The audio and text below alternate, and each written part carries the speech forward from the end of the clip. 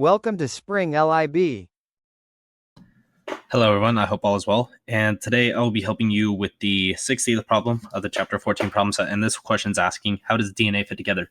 So you know that DNA essentially, not as jaggedy as that, but it essentially looks like this.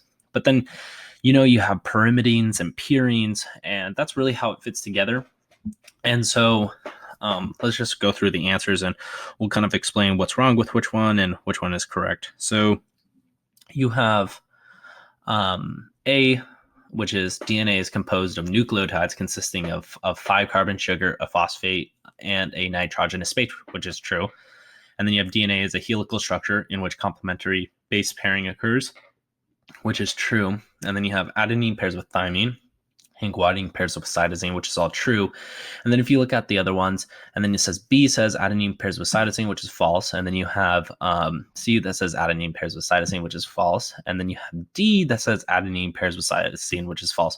So A is the correct one, and we'll kind of explain why. And then you have, other than those indicators, but you have adenine and thymine form 2 hydrogen bonds. So if you have adenine and thymine, so if you have adenine and you have thymine, well, obviously they're going to have more of a pentose structure where they're going to have 2 bonds, but that's besides the point right now. And then you have cytosine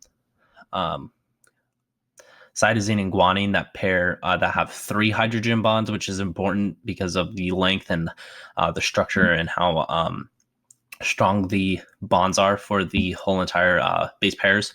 And then you say the 2 individual strands of DNA are held together by a covalent bond between the phosphate of one nucleotide and the sugar of the next, which is true because that is how the backbone is held together. And then you have the 2 strands run anti-parallel to each other, which is true. So if you have the 5 to 3, then you'd have another strand of DNA being 3 to 5 going in this direction. And obviously if they're intertangled with one another like this, you'd have the 5' end here, and then you'd follow it to the 3' end here, and then you'd have the 3' end here to the 5' end here. So I hope you found this helpful, and I hope you have a great day. Thank you.